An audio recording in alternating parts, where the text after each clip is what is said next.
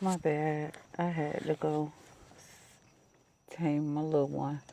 But anywho, so like I was saying on part one, that I enjoy my own company. I can't make myself mad. I can't get into nothing if I'm by myself. Nobody can falsely put me in nothing. Nobody could lie on my name. Nobody could nothing or whatnot. But he was okay as long as it seemed to him that I wasn't interested in dating or anything like that. But anywho, I want to talk about him breaking into my house, trying to basically interrupt my grinding. Because, remind you, 30 days before my house got broken into, I cut him off. When I cut him off, I start prospering. And that's not the first time I start prospering. Anytime I take my energy away from him, I get the blessings God has in store for me. And he knows this. But like I said, I'm going to talk about that later because I really want to talk about like the updated stuff I've been going through um, since the break-in of my house. So basically since 2018 or whatnot. So like I was saying in part one, um, the end of January, he staged a break-in. Nothing was missing. Um, then, okay, hold on, rewind. Because before, when I was like, okay, well, I need to finish getting myself together so I can go to my orientation, he was like, call me. Make sure you call me. I was like, uh-huh, or whatever. He knew I wasn't going to call him. So his small-minded self think of staging a break-in so I would call him. So that day, nothing wasn't going right or whatnot. So I ended up only being away from my house for an hour. But within that hour time frame, my house was broken into. When I got back, I unlocked my door. I noticed, the first thing I noticed was my room light was on. No. First thing I noticed, garage door open with the light on. Then I noticed the light coming from my room, which my room was in the back of the house or whatever. And I was the last one to leave the house, so I know how I left my house or whatnot. So then I'll walk through or whatever, and I couldn't see I couldn't see how they came in, how he came in, or whatnot. So I walked back to the front of the house. I called the police. I called him. Don't know why I did that, but I called him because. So when he arrived, the CSI person was in the back, getting fingerprints and stuff like that. Instead of him coming to the front door, which was wide open, he decided that he was going to walk around the house. Why did he have to walk around the house? Because he want to act like he his footprints got in the dirt from when he walked around there where the CSI lady was telling him, no, no, no, don't come back here or whatnot.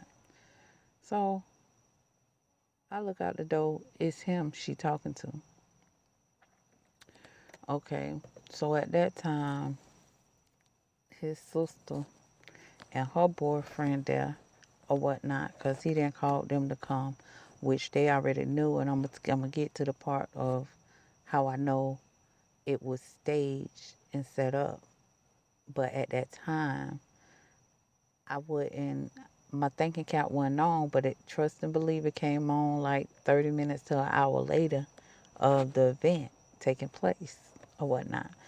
So um, when he came or whatnot,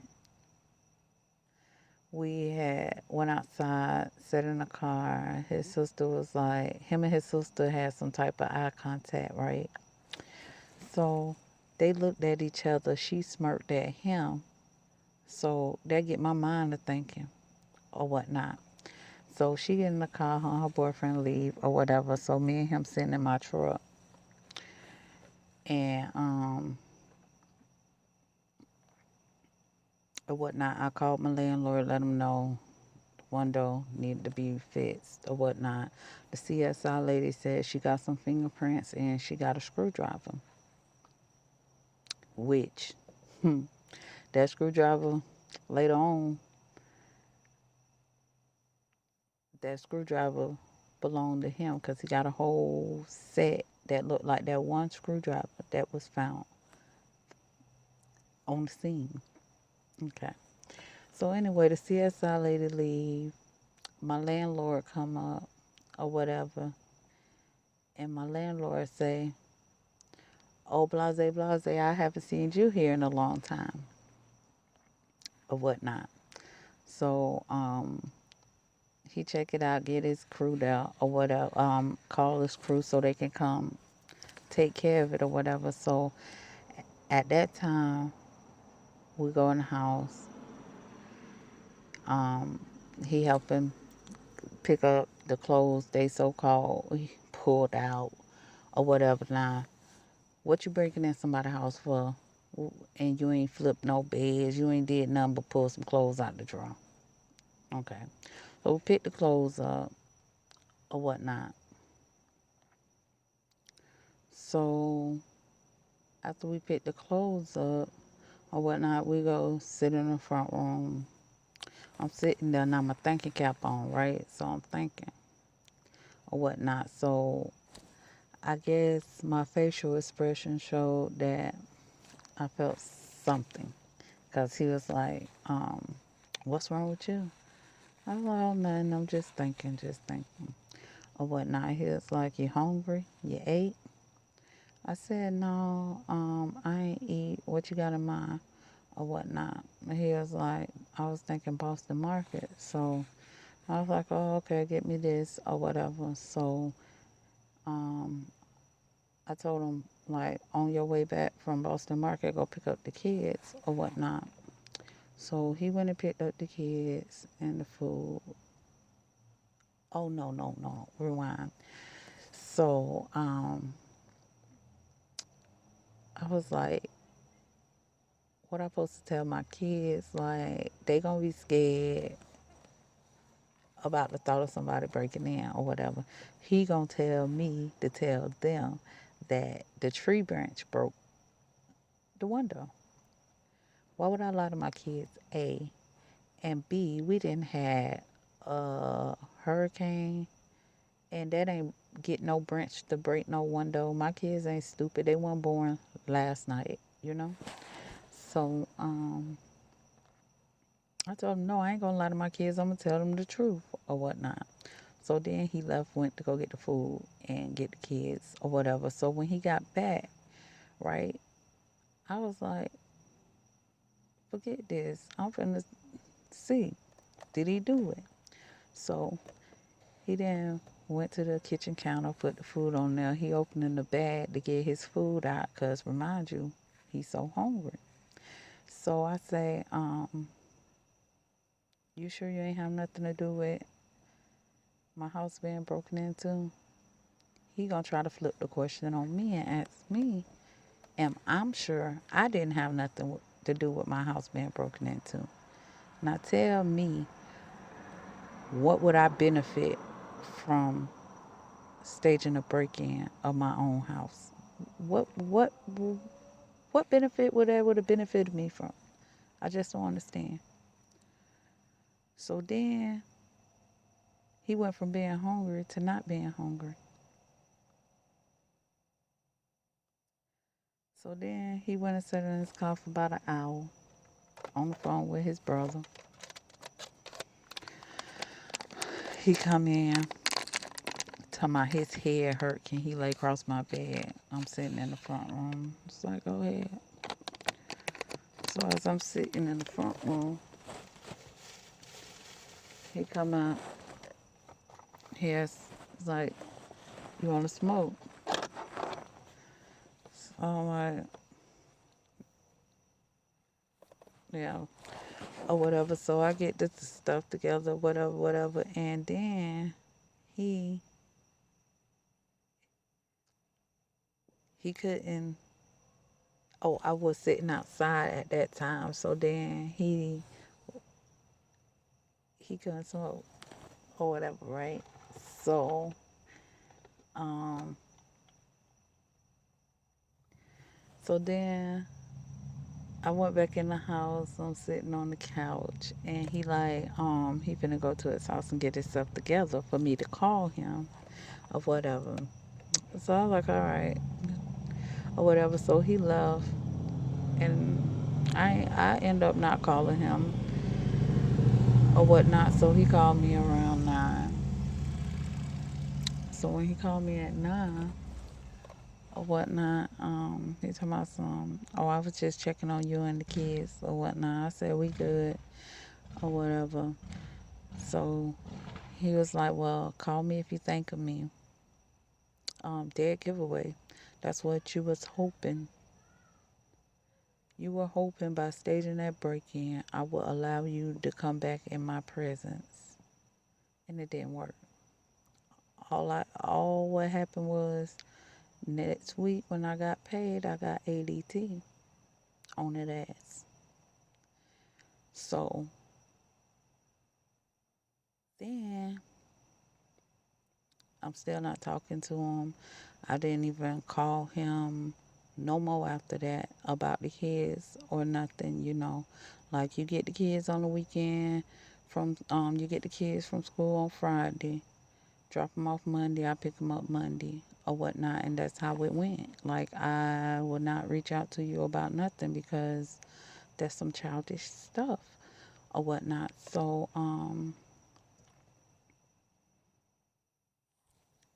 So basically my life was good. I mean, I'm good, just good. So then, um, fast forward to October.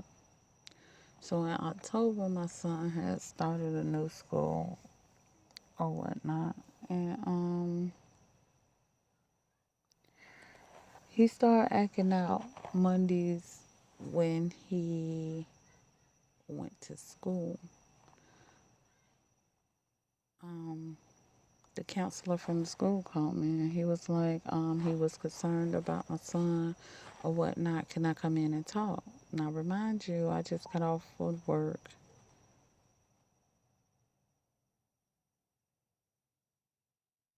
from working 11 to 7 or whatnot, because at that time I had left the hospital because when I went on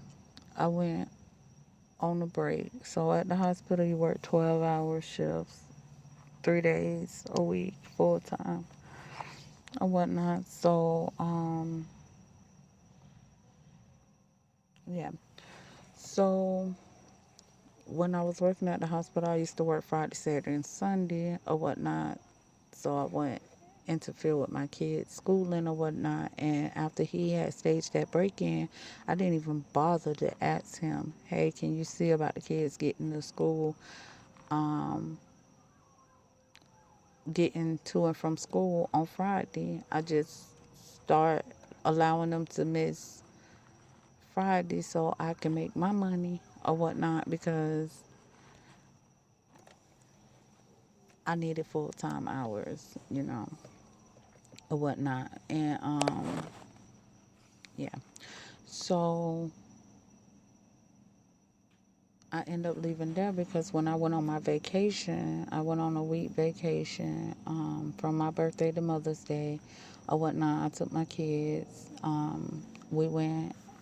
we rented us a house, and we went to SeaWorld and Busch Gardens or whatnot, and we came back. And when I went back to work or whatnot, I noticed that my check was only for what I worked before I went on my vacation. Like my PTO, I was wasn't on there, so I reached out to my supervisor, who was well aware, because you got to put it in the system and also give her a paper or whatnot. And she didn't put my money in or whatnot. So she, like, I just came off a week vacation. I just spent money, and then I'm not getting paid my PTO. So I ended up leaving because I just didn't, I didn't have a feel for the job no more. Like, cause don't play with my money. That's something you don't do. And I'm here whenever I'm supposed to be. I'm not calling off. I like literally sacrifice my kids' school on Fridays to be at work when I'm supposed to be there.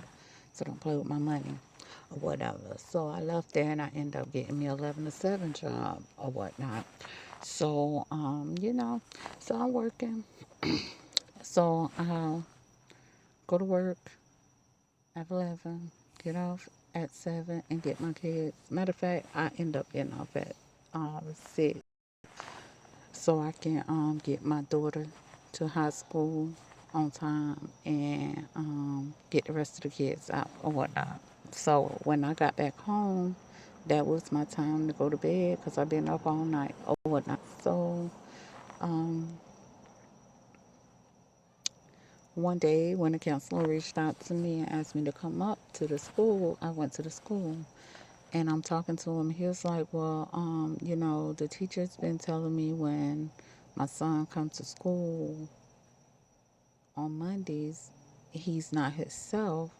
But then Tuesday through Friday, he is himself or whatnot. So I explained to them, well, Friday after school, he goes with dad, and dad drops him off to school on Monday or whatnot. So the counselor explained to me, he was like, my son was acting out, talking about how he was going to shoot everybody and holding his hand like a gun and stuff like that, or whatever, pointing his hand at like the students at school or whatever. And it was like they couldn't have that and stuff like that. So the counselor advised me that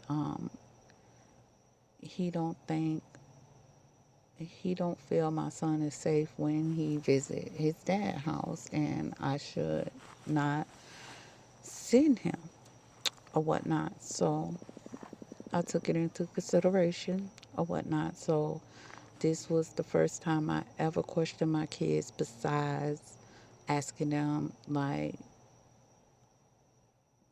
anybody touched them or anything. Like every weekend, I will make sure nobody touched my kids inappropriately or whatnot. And that's just me. I will ask them that, but I will never ask like questions about their dad or nothing like that, because that's not my business or whatnot. But since he was acting out or whatnot, and the counselor was like, I will have to take him to a counselor or whatever to get cleared by a counselor before he can return to their school. I asked my son, I was like, so do your dad talk about me when y'all over there? And my son was like, and he was only 3 years old too at this time. So um, I asked my son, did his dad talk about me while they were over there that broke the ice? My son was like, yeah, mommy, him and this girl talk about pushing you off the building of the roof or whatnot. So I'm like, what? So, I'm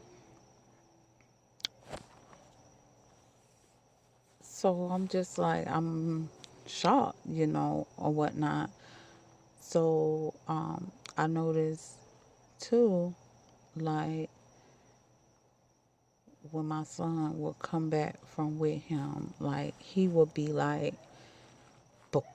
grinding on me and his sister them, and he ain't never did that or whatever. So I was telling my girls like what I had experienced or whatnot, and they was like, yeah, he did it to them or whatever. So then, kids being kids, when whatever pop up to their mind, they gonna talk about it or whatever. So my son was like, yeah, mommy, my daddy and this girl be pulling the cover off me. They be doing like bad stuff while my kid in the bed or whatnot. Which I believe my son because, like I said, he's 3. He can't make this up.